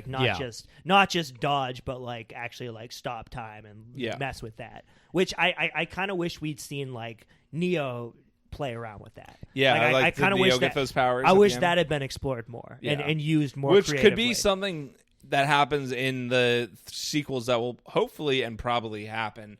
Because in this, it's he was kind of getting his groove back a bit. Yeah, and there was a lot. I feel like this new world that they're building with this, hopefully a sequel trilogy, it left a lot to be expanded on. I wanted to know more about the Machine Civil War. Yeah. I wanted to know more about this new. We're getting into more spoiler territory now. Yeah, I wanted to know more about the relationship between the IO, which is the human world, the city replacement of Zion, and their relationship to the sort of detente they have with the machines. There was a lot of new stuff introduced that the storyline, once we got Neo out of the Matrix and then they're trying to save Trinity, get her out too. It was a relatively simple story. I think it left a lot of room for growth. It didn't completely blow its load in terms of over dumping exposition stuff, but it left me actually wanting more. I want a sequel to this. Oh yeah, I want a full blown trilogy, and I kind of got that vibe pretty much early on in the film, where it's okay, this whole film is an epilogue to the original trilogy, and it's about how obviously in the title, resurrection, of resurrecting Neo and Trinity and getting this happy ending that also makes sense and is worthy of existing. And but there's still, and you could tell the whole thing is all right, once they get Neo out pretty early on, it's all right, we got to save Trinity. And that's what the movie's about. And they set up so much. And it's they mentioned this Civil War. And, you have the villain in this movie is obviously Neil Patrick Harris. It was kind of obvious from the get-go, I felt like. I honestly didn't pick up on it, maybe because I tried to watch only each trailer once and try not to fully focus on it. I liked how they shit on the concept of the therapist. This was an anti-therapy movie. Yeah, very Fuck big. Therapy. Fuck therapy. All my homies hate therapy. Therapy is a psyop. Therapy is ongoing MK Ultra. I've been saying this for years. You can check my tweets. I've been saying that. Therapy is the ongoing. If you go to MK therapy, Ultra. you're not going to make it. You're simple as. And they had him wearing the blue glasses, and I was like, oh yeah, and his whole outfit was blue. Yeah, and his eyes are even blue. I'm like, what if they even cast him because he has blue eyes? Yeah, but he was the complete blue pill. Yeah, which was stay in Wonderland. Yeah, I did not like Neil Patrick Harris in this, and I like Neil Patrick Harris. And I do believe in giving even comedic actors the chance to do more serious roles. People don't give a lot of comedic actors a chance. Yeah. And I just couldn't shake both his characters from Dr. Horrible Sing-Along blog and from How I Met Your Mother, when there were scenes where his plan would be foiled and he'd be like, oh, no. And he's super serious about it. But it comes off like he just failed to bang a bunch of chicks at his dorm. Yeah. And people stopped. And it felt... That's one thing, and I don't think it's just him. It's a lot of the movie. It tonally felt very... It didn't feel as dark as the first three, because this isn't... can I do a spoiler for something that doesn't happen? Yeah. Nobody fucking dies in this. Yeah, we're in spoiler territories All right. now. I gave people the warning. Nobody fucking dies in this movie. There is literally no like tension. I felt there was no tension in the whole movie. Where in the first movie, when people die, you're like, holy shit, that's fucked up. People being unplugged. In which one is it? The second one or first one? Well, the first one, Cypher's unplugging a bunch of the crew. And just murking them in like just there you go, cold blood. And like, that shit's like gut wrenching, right? Yeah. And I just didn't feel any like tension. I was expecting when everyone went in together, I was like, oh, we're gonna lose the guy that looked like the guy from Ghost in the Shell. Yeah, there is a guy in there that I said to Seid during the movie, I'm like, oh, he looks like Bato. Is that I'm pronouncing it right? Bato? I don't know how to pronounce names. From Ghost in the Shell. Her partner in the movie. Yeah. And he looks pretty similar. I'm like, oh, it has to be on purpose. They're big Ghost in the Shell fans. I was for sure he was going to die because they set him up just enough to make you notice him. Yeah. I'm like, oh, they're going to kill him off. Yeah. That he's going to be the guy that like, oh, they got into a shitty situation. And there was a point where they kind of showed a couple of them getting bloodied in the nose and then nothing happens.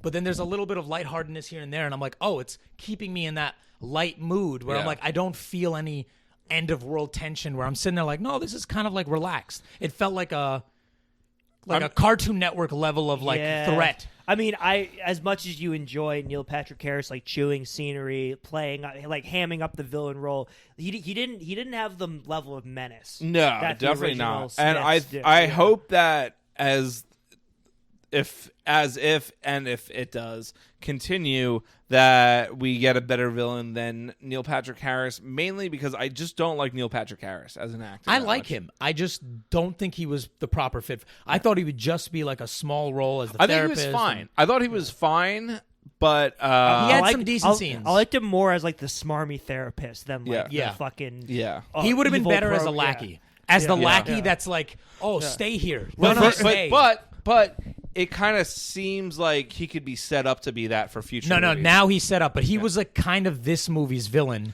But that's what I'm saying. He's this movie's villain, but then it's like, all right, if we get sequels to this, for sure, then it's like he's just kind of like the lackey overall.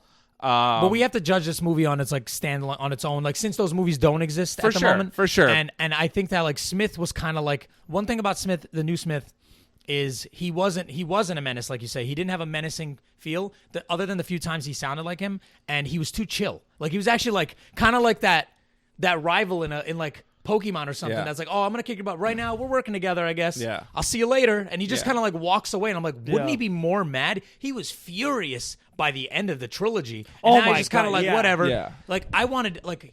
Hugo Weaving had fury in his face, and there was just none of that with this guy. He was relaxed. The facial expressions he was contorting into in the final fight scene of Revolutions, and just like the anger, and then the fear. And like it was masterful performance and just Smith great was villain. And Smith was imprisoned with Neo in this like place. Yeah. And wouldn't you think that? There was a matrix built for Neo to keep him trapped. If you don't know what we're talking about. Yeah. So if you are still listening and you haven't watched the movie yet, and you just like spoilers because you're a sicko, pretty much the movie sets up that like that Neo's in the quote unquote real world, and the Matrix trilogy was a successful video game that he designed. And then it's revealed clearly that it was all a ploy from the Matrix, and they had him. They captured him. So they captured Neo and Trinity, and because they found out like they to harvest energy from them would be like the greatest fucking thing ever for the Sentinels that weren't on the human side. Because apparently there was some like energy crisis or some like energy resource conflict between the different machine factions, which it was teased. We didn't really get. I'm hoping for more of that backstory because I think there could be really interesting in future movies, particularly how that relates to like the new human city that's there that replaced Zion, where I thought that was an interesting angle too, where like the new human city is more interesting in like growing strawberries and like making like cool stuff than freeing people. Like their mission had changed. Like they're not like the machines are still harvesting people's energy. People are still stuck in the Matrix, but the humans, like there's this truce between them,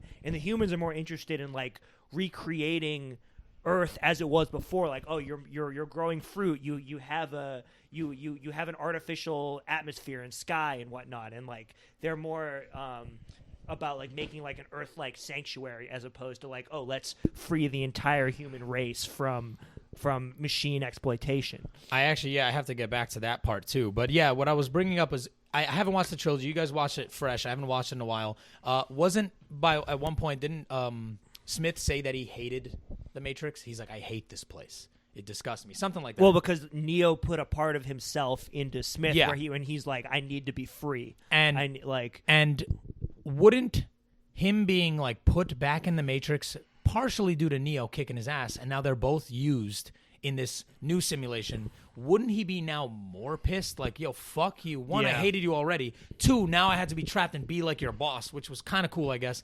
But like, I'm still stuck in this Matrix as a slave. Fuck you. Like, he should have been. I think that just it's adds like some you more reason and, he should have been pissed.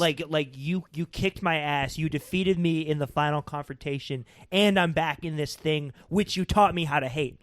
Yeah. You know, like I just Well, feel like I there think- should have been more anger there. I agree, but also the enemy of my enemy is my friend, and they do you know, have those moments where yeah. No, for sure. And he was, Temporarily on and the he was same side, yeah. tethered there into the Matrix, so it's like he had to take care of Neil Patrick Harris first, and he does have that fight scene with Neo in the middle of the movie. No, for sure. But I just wanted yeah. more veracity from his like facial expressions when he's doing like. Agreed, Really just, and I think casting Hugo Weaving again, or at least changing it up to Hugo Weaving, would have solved a lot of that. There you go. The Hugo Weaving thing. Now we can talk about it. 60 years have passed in the movie, hence why Morpheus isn't back. He's Yeah. probably dead. I guess they Yeah, didn't say I it, but think yeah, it he's implied dead. that Morpheus was dead. I Yeah. think they could have kept Morpheus, by the way. There's no reason that they shouldn't have. He could have been old, and he still would have had that wise like mentor type of like Yeah. Master Splinter type of thing, Yoda-esque like. Yeah, character. because I wonder if Lawrence Fishburne like didn't want to come back for some no, reason. I think they didn't what's- ask him. Because they brought Niobe, and it's like Niobe Yeah. was Of like all people, barely in those movies. yeah. Yeah, I remember getting hyped because I played the game and being like, "Oh, I can't wait for this character." She's like in fucking 2 scenes. it's like they clearly were more interested in doing this deconstruction Yeah, of Morpheus. yeah. In And- the new version where it's like half Smith and it's the sort of like Yeah. it's this younger, more like Which half AI construct, like as opposed to bringing back the original character. Which I mean, you can't beat the original Morpheus. You're just not going to do it. Like, and I like that new actor. I've seen him in that new Candyman Yeah, movie. He's an actor. he was I just fine. Like, I yeah. just don't like him in this movie because he is too. They're trying to be different, and that's Yeah. the point. They're trying to be different, so he's just like whoa, hey, and he's just like making jokes and trying to be too like I'm youthful, and all these situations are super goofy to me. And it's just like I'm like, not right now, dude. I There's think- a shootout going on. Like, don't make these jokes. Just shut up. Just be stoic. That's what you got to be. You got to be stoic and bad at. That's what Morpheus is. Yeah. yeah. And I think it would have been better if they didn't like call him Morpheus. I think And- so too. And instead, it's like, it's someone that's like trying to fill the role of Morpheus, which he is, but like without calling him Morpheus. It's more of like, instead of like, oh, I'm Morpheus now, more like, oh, I'm trying to like, step up to the plate and take this role for Morpheus. I thought they were going that route when they said that Neo had designed him in that video game, because this Morpheus isn't a real person. He is a computer program for that video game in that program that Neo was trapped in, and he designed him to be partially Morpheus. So Neo partially did Smith. actually create this Morpheus. that specific character in that game. Okay. In his what do they call it? Started with an M. The like modal is that Model, what yeah. Modal. Yeah, modal, yeah. They use the word Modem modal. or Yeah. yeah, So yeah. that's a little bit confusing to me still. So it's like, so They didn't explain a bunch. Yeah, and I think that's where the few narrative things that confuse me there is like, they obviously the machines what they do is they recreate, or not recreate, but they fix up Neo after he's like fucking suicides, and they're like able to rebuild him, and they put him into this pod, and they put Trinity into this pod, And they resurrect her and they- too. yeah, because they realize that they need them both. Because they're stronger together. They can generate more energy. They can they can exploit them better when they're together. But not like super together, like when Yeah. they're like within yeah. like range of like, Yeah. they see each other at the coffee shop, stuff like that, opposed to like literally together working together. Because if they're together, they're too powerful. Yeah. And then they'll break out. Yeah, but if they're Yeah. just close enough in range like that, where they see each other at the coffee shops and whatnot, then they generate a shit ton of energy for the sentience. So I'll explain to you what New Morpheus is. So basically, they say it a few times very, very quickly. So basically, they built this whole thing for Neo, and in that world, there's a video game. But subconsciously, Neo wanted to partially escape, and he created this program in the modal, or whatever the hell that word is they were using. Yeah. Modem or something? I think it was Yes. modal. I think it was modal. I think it was modal. Okay, Yeah, it was. modal, I kept hearing it because it wasn't What is modem. this? It wasn't like a word I was familiar with. It was like It was like- a made-up word for this. module or Yeah. whatever, like almost like And they said like, oh, you kind of wanted to get out, like you knew almost, so you created this thing as like a way out, like kind of almost like a back door, like a back door to yeah. get out, like this Yeah. safety net or something. So he created this new Morpheus from both Morpheus and Smith. So it had both of their properties. So in the Matrix world, he acted as a Smith, though. Yeah. It wasn't until he was released that he was like, oh no, he said he that Morpheus program saw the code, and that's when he released himself. And was like, And "Whoa." that was that opening scene where they were getting him out. Yeah. it was Yeah. like it was like they were like in the originals where they were getting Yeah. human out of the Matrix. Yeah. They were getting this half Morpheus, half Smith, who was like an agent. and who was they real- kept replaying. They Yeah. had someone that wasn't Trinity as Trinity. I thought which- I thought that was an interesting concept. They introduced like a Smith realized like rebelling. Like, Yeah. No, like not like obviously the original Agent Smith rebelled against his programming because like Neo put a part of himself into him Yeah. when he destroyed him originally. But like this is a Smith who was coded with a part of like Morpheus in him, so he's starting to see the code. Yeah. And then the humans on the outside have to like break him out, which Yeah. is like the impetus for the opening. Yeah, the scene. opening is Yeah. the girl being in the video game that's in the program of the Matrix. It's Yeah. super Inception, going deeper into programs. I just want to specify if one positive thing about the movie that I really liked. I thought, what is her name? Bugs. I thought she was an the Asian awesome girl character. She with was the my blue favorite. hair. Yeah, The one with the blue hair on the poster. Yeah. She looks normal when she's outside of the Matrix. So in the Matrix, Yeah. she has the blue hair and stuff like I that. actually don't mind the blue hair. No, Usually it it's was a very good like design. Yeah. Yeah. yeah. But it, like, I feel like people will be like, "Oh, blue hair, blah Feminist, blah blah." yeah. I was but the like, same way. But like, you look at the characters from the original trilogy, like you look at those like fucking albino twins with the fucking Yeah, they dreads were and very shit. like Yeah. neo noir. Yeah, it's like there's tons of weird characters. So for me, Yeah. like that's like a non-issue. I mean, if you think of cyberpunk, they all dye their hair anyway. It's like that cyberpunk. Exactly, that's what I'm thinking. Yeah, the So- And I fucking- like it. I the- think with the blue shades she got and like that outfit, I thought it looked sick. And she Yeah. was actually a badass. And luckily, she has a decent amount of scenes, and they yeah, really show her and off. a lot. she was a good actress. She was charismatic. Yeah, I she liked was her awesome. a lot. And I'm So- like, yo, if we get a game, let's get the spin-off like game, Yeah. like the prequel of like her Oh breaking my out. god, like- that would be sick. That would be, yeah, like, I would that's love what a I game. want. I would love a prequel game featuring her. That Like, would it was be cool. Like, there, her and there's scenes the were great. room to do that too. Yeah, there's a lot of time between that. If I had to make a bet either way, I think we're definitely going to get a new Matrix game because why else would they release a tech demo on Unreal 5 featuring the Matrix? Honestly, I'm gonna say this, and it's gonna sound super cynical, but I honestly only think it's because they literally made Neo a game developer in the new game, in the new movie, Which And- could have been it because and he they does also have have the he gets the game award. He Yeah. gets a video, an actual game award. It's the actual statue, the actual Which award. is really funny. It's And- like literal the same statue. Like I it's didn't- supposed to be that. I'm not familiar with Game Awards, but I Yeah. saw you guys start cracking up Yeah. at that scene, so I And- knew that must be like some and sort it's of funny round. No, because- it was Yeah. literal the actual same award they give at the Game Awards. That's funny. And it's funny because he was actually at the Game Awards yesterday promoting the movie and the new experience. So it seems like a way to get kids into it. That's the cynical side of me. I'd hope that they're doing a game. I feel like they would like why go all that way and then not do a new video game with it. Like it seems too obvious to not do it because it's the Matrix is such a popular franchise. They've done, multiple fucking movies and stuff that don't deserve games get games. For sure. So something like the Matrix that deserves a game. Movie games are harder to get nowadays, or just based on the property, let alone not the actual movie. We don't get those anymore. But I think that if this movie does well, we could see it after maybe a couple movies where they go, let's cash in on this and make a... I disagree. I think it's already in development and it just hasn't been announced. All right, you heard it here. If it happens, he was right. I predicted this on December 10th. That's today's date, right? December 10th at 4:17 p.m. I'm predicting that a Matrix game is in development on Unreal Engine 5 for next gen, or I guess it's current gen now. I keep calling it next gen. I actually just got the Xbox last night.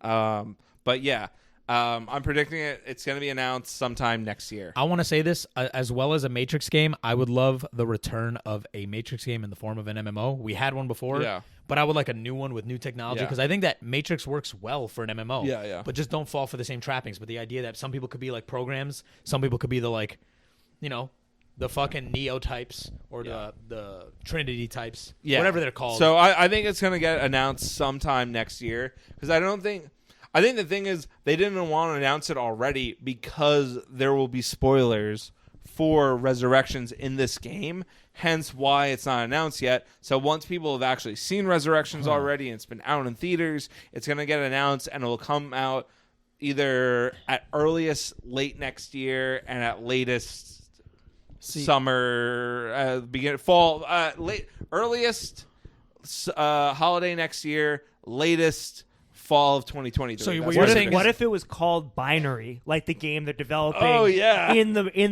movie, make it a subtitle. Yeah, I thought it was called Deus Ex Machina. No, that's their team. That's the team. Deus okay. Machina was like the game company. Oh, Yeah. okay, gotcha. Yeah. But what you're saying is you think that the Matrix game will be based off this movie, like it'll be this movie. The game. I think no, I don't think it will be based off this movie. I think it will have spoilers for the movie. Okay. So they don't want to. I don't think they would do that. Yeah, I don't think base it off the game. The movie. Based off the movie, No, absolutely not. I think we'll just have spoilers for the movie, so that's why they don't want to reveal it until it's been out for a bit. I got you. So I also think that the new what is it called? IO? That new place, the new Zion. Yeah. That place lends really well for like a hub world if they have like levels to go to from like a little like place. Oh, it yeah, has like a for very sure. video gamey like world. for sure. That is the IO place looked very video gamey. Yeah. Also the way the Smiths were like they're spawning into regular people and turning into like a zombie game. Oh yeah, what do they call it? That could be like a mode, like a fucking like COD zombies type shit. Yeah, where they literally like turned every person into like a zombie runner, or like a build, like they were turning people into like bombs, or they were jumping making people jump out of windows. Yeah, they just yeah. possessed people randomly. So it wasn't just the like Smiths who can switch bodies, which you don't get.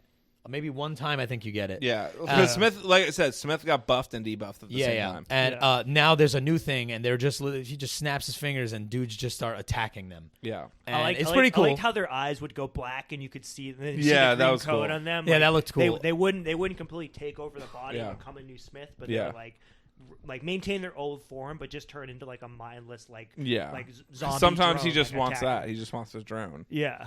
To get to the very end of the movie, spoilers for that.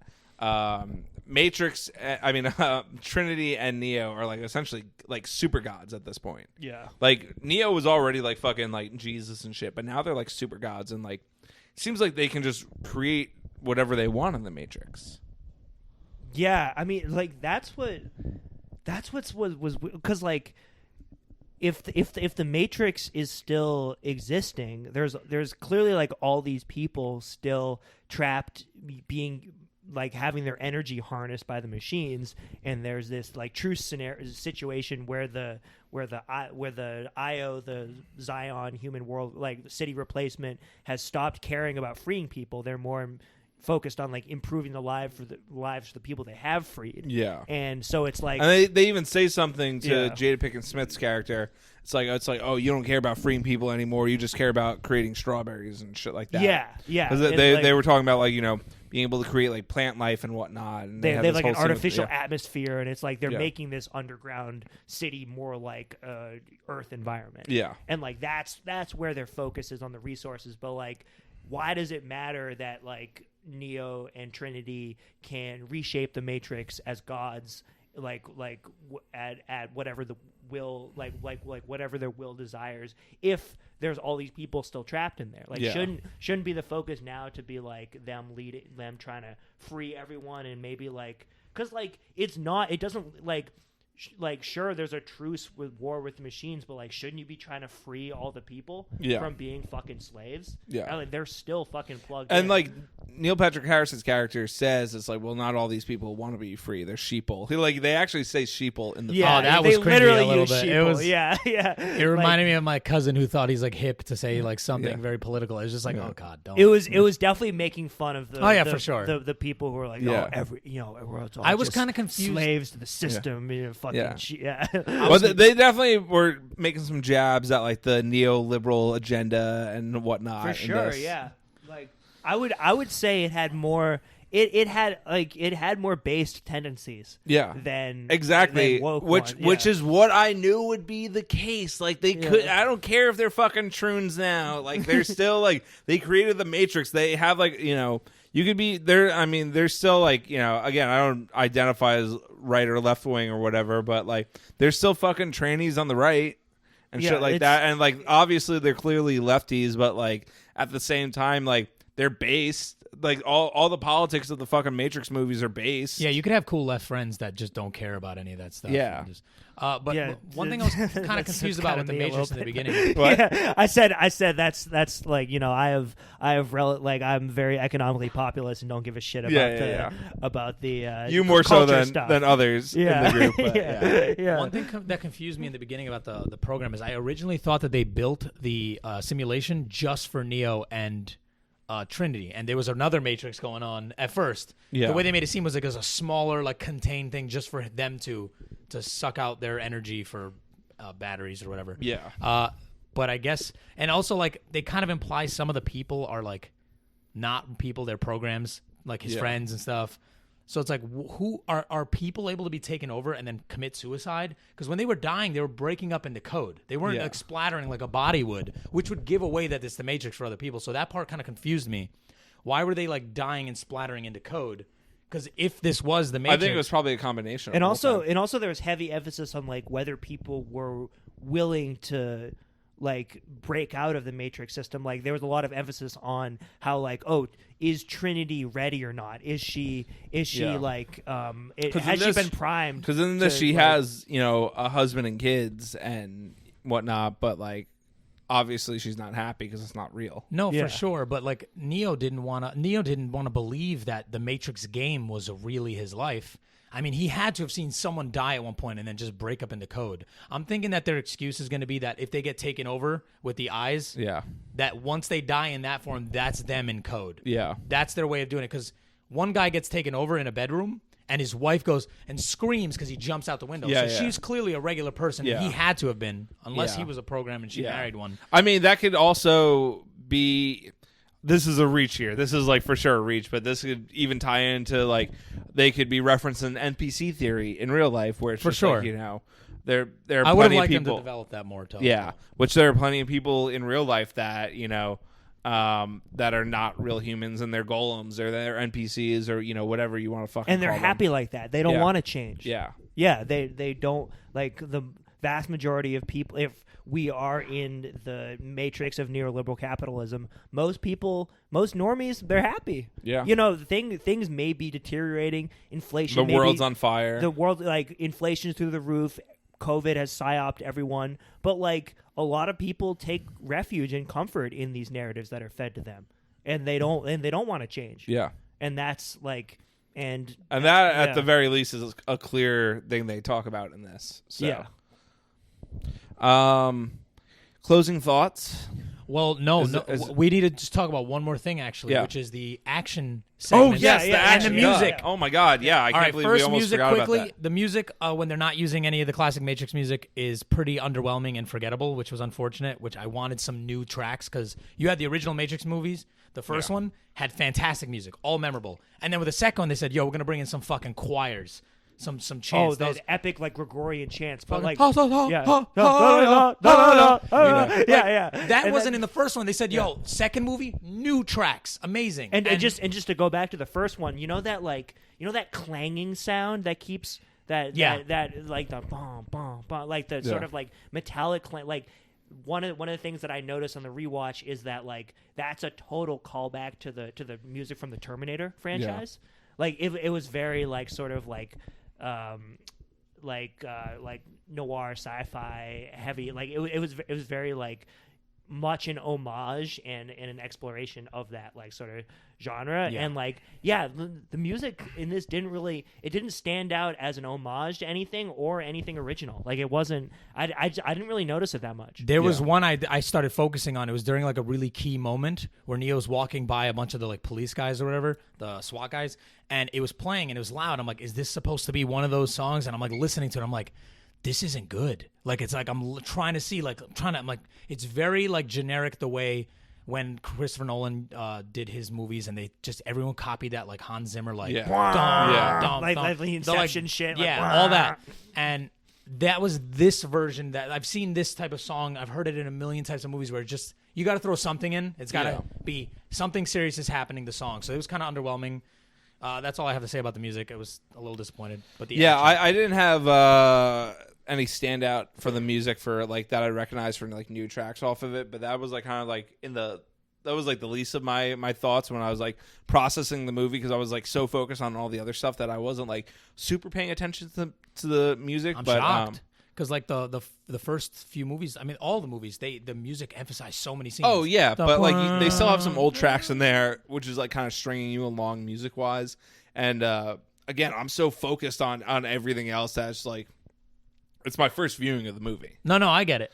I was trying to analyze everything as it was happening because there was a couple spots, I'm not going to lie, that I was bored. So I was like sitting there like, let me try to like see what I can pick up on. Yeah. But yeah, I'm glad you brought up the action because I almost forgot to mention that before we were wrapping up. Very important. So, look, the action in this is fantastic. It's awesome. I loved it, but it can't come close to the originals. For sure. And I'm going to say I didn't find it fantastic. I found it very average for modern standards. Average because it was shot very up close for most of it, and it was cut a lot. A lot of quick cuts. Quick cuts, and especially with Keanu Reeves and the new Smith. And I think they either cut a lot because the new Smith can't fight, or because they cut around with everybody else, and they need to just match it with Keanu Reeves as well because you can't have his look better than everybody else's. And then it just kind of make everything else look not as good. But Keanu Reeves can fight. We've seen him fight in the John Wick films. And the guys who actually do the choreography in those movies, the directors, were the choreographers for the original Matrix movies. So they... Oh, damn. The two guys. I mean, one guy left and he did Deadpool, but both guys were on the first one, and then it was the one guy for the other two. They did the Matrix movies. So they knew how to like choreograph him and also keep it all in camera. And it was done so well in that. So it's kind of a shame to see that. There were a couple scenes with the shooting that were pretty cool, but overall the shooting also didn't have that John Woo-esque stuff that the original had. Didn't have that there was like just the no original power. had. They weren't shredding buildings. There was a little bit in The Office. The Office was probably the best shootout. The beginning Office shootout. All the action was consistently great, but there was never anything I'm like, holy shit, which was like, I got that. Like I said earlier, I got that with fucking... The final scene of Revolutions, I got that with the highway scene in Reloaded. I got that with against all the fucking where they go into like the metal detectors, the bank. Or that one. We didn't mention that earlier. Yeah, that one's amazing. The one with all the Smiths, like the action was good. It was very good. It was great. I loved it. But like to compare it to the original trilogy, that's actually the most disappointing part about the film is it wasn't as good as any of those standout moments. But again, it's like you're comparing the action in this to like some of the greatest action in cinema. So it was like, even as negative as I sound, it's still really fucking good. It's just like, it can't match the absolute greatest fucking action scenes of all time. I think what elevates the action, for me to be, because I do think for me personally it was mediocre, but I think what elevates it over other action movies nowadays, because most action movies kind of suck aside from the standout like John Wick or whatever.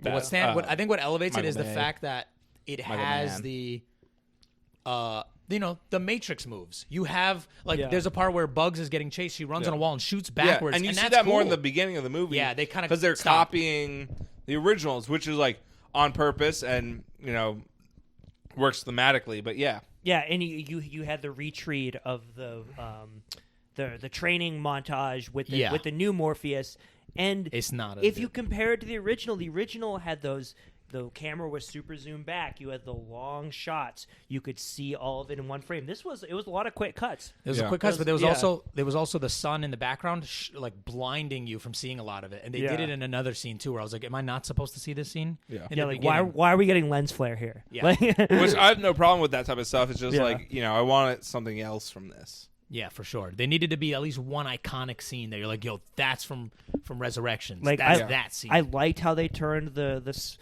Smith's ability to take over NPCs or regular people's NPCs in the Matrix into a sort of like zombie swarm. Yeah. Have them jump out abilities. That was cool. I kind of wish they'd expanded on more of that. Like turned the third act into a bit of like a zombie horror thing. Yeah. Like that was sort of. It wasn't expanded on as much as I liked. I'm hoping that, much like the original trilogy, with this new one and potential sequels, is a reason I like the original trilogy, the original sequel so much, is because everything's already established. And this goes for a lot of movies, too, that are like sequels and trilogies and whatnot, is that they establish everything in the first movie. So by the time you get to the second movie, you don't have to waste time.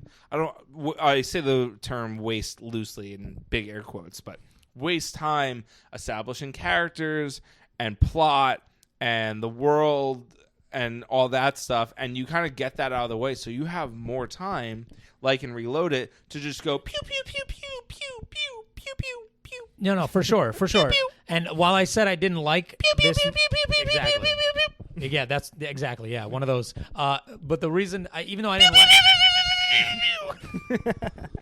All right, someone get me a bottle. I as much as I said I didn't like this movie like that, I still want to see the sequels. Like I'm interested in where, because like you can blow it out of the water with the next one. For sure. And again, I like the Bugs character, so I want to see more of her. So there's no reason the sequel shouldn't be even better than this. Like there's zero reason. I want to see them defeat the machines once and for all. No more humans in the Matrix. Yeah. We need to fucking destroy the machines. If if we're getting a new trilogy, then it has to end like that. Yeah. Like there's no other way. Like after like you can't just do some half like I don't want to say half-ass. That's not the right word, but like whatever like half-ass conclusion where it's just like they still kind of exist. Like it has to like.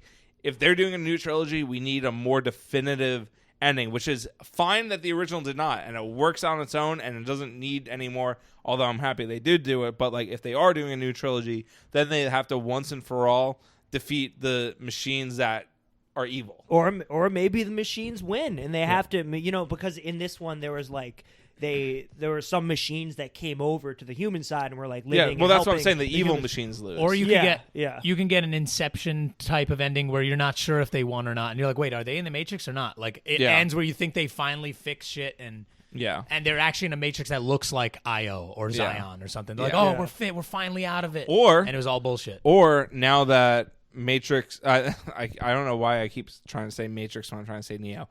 Now that Neo and Trinity can't seem like they can kind of like reform the Matrix as is, they use that to create a Matrix where it's like the real world, but everyone has their free will in there. I was gonna say something like that, but I was gonna say that the Lana Wachowski version is that they do get control of it, but they're the Niobe and a few other people have created government where they are the only ones who know about the Matrix and they control it, and they realize that being blue-pilled is awesome in the end, and red-pilled sucks. Yeah. And that's the end. No. So that's kind of like one of the endings from Deus Ex, essentially. Really? Have you not played Deus Ex?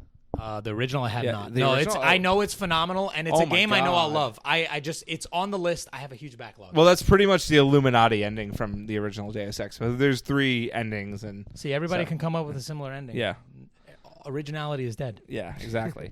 So yeah, as we reach the conclusion now, this was the point I was going to make, but we already started talking about it. But I guess, what do you guys each individually want out of the sequels? I feel like I kind of already said what I want is that either a definitive conclusion, but I would also like, even if they all live in the Matrix forever, they're just free of the machines using them for energy and Matrix and Neo, and again I keep doing it. Neo and Trinity shape it where there's no control anymore. And like maybe even they don't have control or something like that, and it's just all free will for everyone. And within that, because like it's almost like it's better than like the straight optimistic ending. And it's like, oh, everyone's free and blah blah blah. It's like, no, the world has gone to such shit that like even that it's like it's still not great, but like at least we have the Matrix, but we could free everyone in it so they could live a normal life again and be free.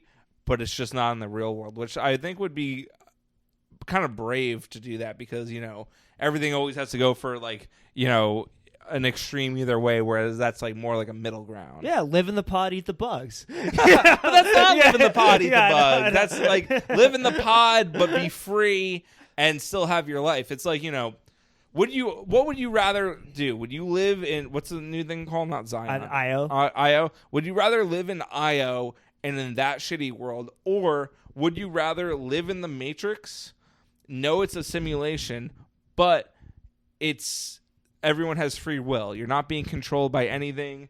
You can do what you want. You could choose between you wouldn't have your energy harvested. Yeah, you wouldn't be having your energy harvested. Yeah. You wouldn't be controlled by any programs. You just know that you're in a simulation. If I told you right now, Keegan, Jesus Christ. Well, I'm not editing out. If you listen this long, you get the Grift Shop docs. Name docs. The name docs. I'm shocked I wasn't the one to do it. Yeah, we're like an hour. Jules has done it. We're You're an not hour gonna and edit 50 any minutes of it in. out? I'm not editing any of this at all. Too long?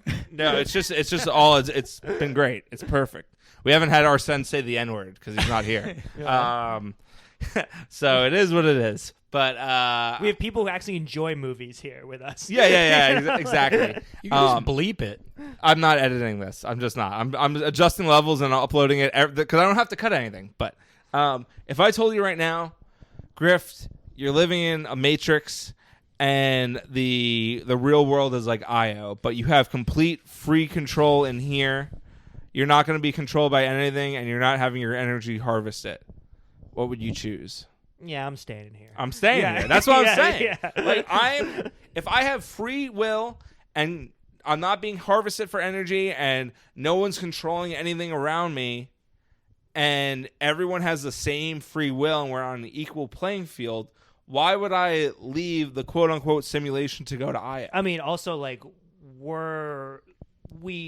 like our lives are good enough for it to be worth it. Exactly. Not everybody has like Of course. I hate to use the word privilege, but of course, not yeah. everybody is as lucky or as But as even we are, people that kind of have a shitty life, just like the imagining living in Zion or Io, it's like it seems pretty fucking dark. You also forgot Literally dark. Like there's no fucking light. You also forgot that like there's good like robots and they kind of need a power source of some kind, and they're gonna have to like figure that out because then another fight will start out where it's like, what are we supposed to do? But that's why I'm saying a hypothetical. By the end, they figure out another energy source, whatnot, and they don't need us. Yeah, that's a hypothetical. That's I'm one saying. thing I want to learn from the sequels. I want to know more about what was going on with that schism within the machines.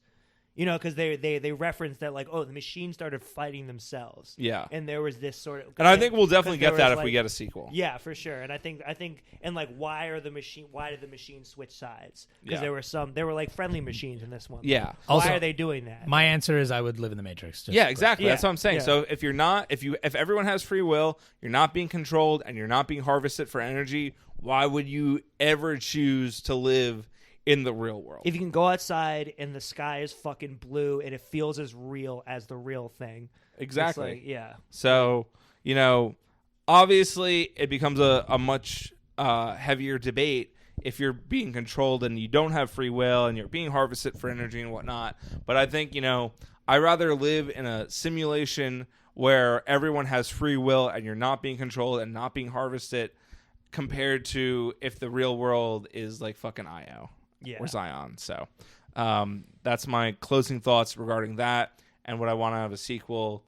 Seid, what do you want out of a sequel? As someone that didn't really like this movie, what do you want? I'll tell you. So I didn't get to really talk about this in the discussion. So I think tonally, when they're in the Matrix, they need to be more stoic. A lot of them I agree with are that. very much, they don't, especially in the sequels, Neo like kind of barely reacts because he's become the one. And he's just kind of stoic, doing fights. He doesn't even look at half the people when he's fighting them. And they don't crack jokes. The comedy always came from like I don't know, like the Smith turning his head like in confusion. Like it was always like very in-world context. I think it worked in this because of this self-referential. Yeah. I'm getting a little drunk now. Yeah. But it worked in this. But in the sequels, they need to either heavily tone it down or cut it out completely. I think they need to cut out completely because they've done the referential shit, and that's what they usually do for the reboot part of it, where they're like, here, we're rebooting, and they're introducing new people to it. But they need to do that. They need to definitely get a better, I guess, one choreographer, because I don't think the choreography was that amazing. You couldn't see it anyway. Yeah. Just film it more in camera if they can. And I would like just better music. It's just like those little things, better action, better music, and just have it shot better. The parts that weren't action were shot well. Yeah. But just that will help boost it so much more. I agree. And I don't know where the story could go. I don't really care as long as it's not self-referential. It can go wherever the fuck it wants to. I don't think it needs to be anymore. I think they got that out of its system. Yeah. I think the next one is probably going to be just okay. We did the setup. We did this sort of like quasi epilogue to the trilogy. Now let's go with the new story. Also, let's it go needs with to the be new world. It needs to be more grandiose because the last scene when it was happening, I was like, wait, is this really the final action scene? It felt like what would be like the smaller action scenes in the older movies. Yeah, it needs to be grandiose. Well, bigger. it was. I mean, when the climax of the original movie was very, it was just a hallway fight, but it was shot so it's the most important thing in the world, like the best boxing match you'll ever see. Yeah, like it was shot so important. And this, I was just watching. I was like, yeah, this is a decent like middle act like motorcycle thing. It didn't feel like ending. I don't know. There was no ending like fight like the first movie. Yeah, like if we're gonna pick smallest of the three ending fights, like when Trinity like flies and saves Neo, and like there's all those helicopters. She just like ducks out of there. Yeah, there could have been a fight there. She doesn't. I wanted to see her like take out all those helicopters by herself. That would have been fucking sick. Instead, she just like redirects a missile and takes out one of them. Yeah, like they literally just run away. I want to see her like fucking flex. Yeah, I want to see a scene like go crazy with it, something nonsensical. A scene where like. They like to do the building explode and have the sound wave. Yeah. While that's happening, you have like one of the characters sliding on their knees down the building while another person's backwards just shooting. Just go nuts as the sound wave's kicking around them. Just do stuff we've never seen before. Just do something. Nintendo, hire this man. Yeah. He has had viral TikToks about GameStop. 1.1 million views on my normie ass takes. You need something to monetize with that. I know. Is that your conclusion for that? Yeah. That's all I really need. And Grift? Yeah, no. I mean, I think I've already said it. I want more. There was a lot of backstory that was teased and world building and stuff. I want expanded on. I think there's a lot of interesting directions it could go in. I think they got the self-referential shit out of its system. It made sense for this one. I liked it. It was a good movie. I think you need to up the music, up the atmosphere, up the action. Better supporting characters. They didn't have enough time to really develop them, so I didn't really remember them like the older ones, like Dozer and all those guys. Develop them and kill them. Exactly. Let's darker have tone. Darker tone. That's it as well. Yeah, darker tone. Yeah, for sure. So my final rankings would be 2.